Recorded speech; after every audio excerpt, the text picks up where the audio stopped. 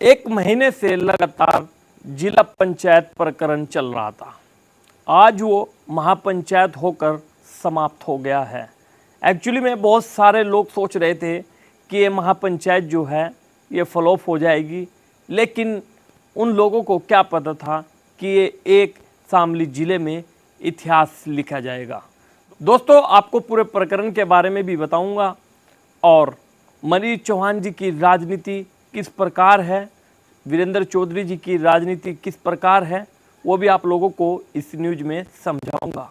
लेकिन अब की बार मनीष चौहान जी और प्रदीप चौधरी जी दोनों आमने सामने थे। चुनाव से ठीक पहले वे लाइन में थे टिकट की, तो इससे दोनों नेताओं के बीच दूरियां बढ़ गई थी। बहुत सारी जगह पर ऐसा दिखा कि कभी प्रदीप चौधरी जी मनीष चौहान जी को इशारों में बहुत कुछ कहते थे, तो मनीष चौहान जी भी पीछे नहीं रहते थे, उनको भी इशारों में बहुत कुछ कहते थे। प्रदीप चौधरी जी का एक हल्ला ऐसा मच गया था अब की बार चुनाव में, आप लोगों ने भी देखा, हम लोगों ने भी देखा, जहां पर भी जाते थे ज़्यादातर इंसान, ज़्यादातर वोटर यही चीज़ कहते थे, प्रदीप चौधरी जी जनता के बीच में नहीं है, न लोगों के दुख सुख में है और न इन्होंने 5 साल में काम कराया है।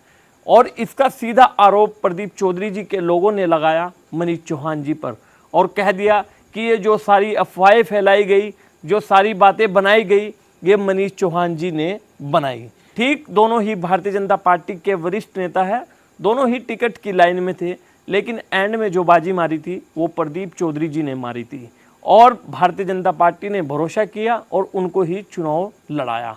लेकिन किस्मत ने साथ नहीं दिया, वे चुनाव हार गए और चुनाव हारने के बाद सीधा जो आरोप लगाया प्रदीप चौधरी के कार्यकर्ताओं ने कि भैया मनीष चौहान की वजह से हम लोग चुनाव हारे। तब से ही मनीष चौहान के ऊपर लगातार इल्ज़ाम लगते हैं, लगातार उनको टारगेट किया गया, लेकिन मनीष चौहान जी भी पीछे नहीं रहे। ठीक रिजल्ट आया और यहाँ पर गठबंधन प्रत्याशी इकरा हसन चुनाव जीत गई। आरोप प्रत्यारोप की राजनीति चलती रही।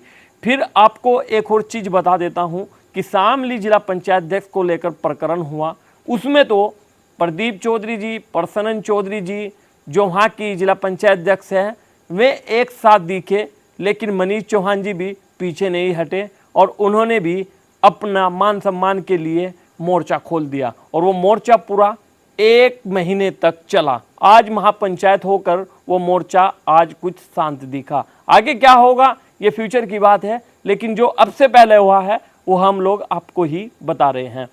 फिर मनीष चौहान जी ने आज महापंचायत की 6 अगस्त पर सबकी नज़र थी और उसमें सर्व समाज के लोग पहुंचे और इज्जत की बात थी। बहुत सारे लोग कहते हैं कि ये उनकी प्रतिष्ठा की बात आ गई थी, तो जनता में निकल कर खुद मनीष चौहान जी ने कई सभाएं की और लोगों से समर्थन मांगा और लोगों से कहा कि आप लोग जरूर महापंचायत में पहुंचना, कम से कम जिस तरीके से हम लोग काम कर रहे हैं वो आप लोगों को दिख जाए।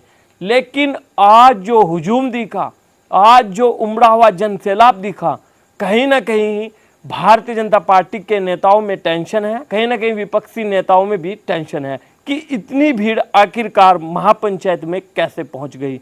बहुत सारे लोग कहते थे कि यह महापंचायत जो है फ्लॉप होगी और प्रदीप चौधरी जी के समर्थक नहीं पहुंचेंगे।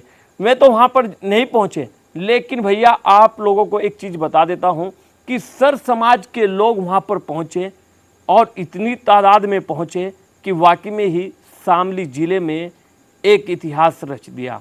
और लोगों ने कहा कि हम आज भी शामली ज़िले में अगर किसी को नेता मानते हैं, या तो फिर चौधरी मुनव्वर हसन के परिवार को मानते हैं या फिर हम वीरेंद्र चौधरी जी के परिवार को अपना परिवार मानते हैं। लेकिन आपको एक चीज़ बता देता हूं कि इस महापंचायत में इतनी भीड़ पहुंची, हिंदू समाज के साथ साथ मुस्लिम समाज भी पूरा वहां पर दिखा। लोगों में आशंकाएं फैल गई, लोगों में एक मैसेज चला गया, वाकई में ही भारतीय जनता पार्टी के लिए वीरेंद्र चौधरी जी काम कर रहे हो, मनीष चौहान जी कर रहे हो, लेकिन ये उनका वोट है और शामली जिला उन्हीं का है। वे जिस तरीके से जिस तरफ भी घुमा सकते हैं वो वीरेंद्र चौधरी जी के परिवार में दम है।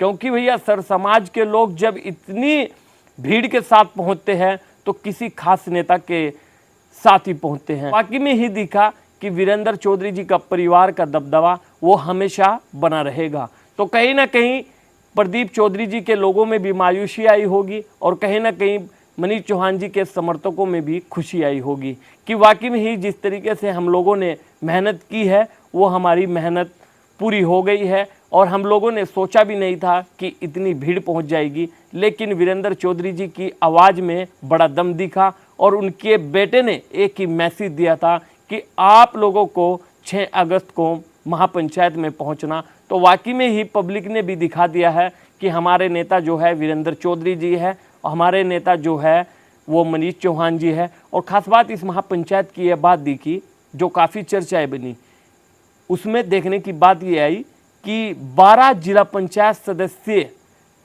मनीष चौहान जी के बुलावे पर उनके स्टेज पर पहुंचे। ये अपने आप में बहुत बड़ी बात है। लेकिन आज इतना अच्छा मैसेज गया सारे समाज में और राजनीति का दबदबा दिखा मनीष चौहान जी की, राजनीति में दबदबा दिखा वीरेंद्र चौधरी जी की, कि वाकई में ही एक आवाज़ में मनीष चौहान के समर्थक आ सकते हैं। इस युवा को लोग काफ़ी पसंद करते हैं। आने वाले फ्यूचर में क्या विधानसभा चुनाव लड़ेंगे, आने वाले कल में क्या लोकसभा चुनाव लड़ेंगे, खैर ये आगे की बात होगी। अगर आप मनीष चौहान जी के समर्थक हो तो जल्दी से आप चैनल को सब्सक्राइब कर लें और फेसबुक पेज को भी फॉलो कर लें। अगर आप प्रदीप चौधरी जी, प्रसन्न चौधरी जी, जिला पंचायत अध्यक्ष जी के फैन हो या उनको बड़ा पसंद करते हो तो प्यारा सा कमेंट कर दीजिएगा। मिलता हूँ आपको फिर किसी नई वीडियो के साथ, तब तक के लिए शुक्रिया।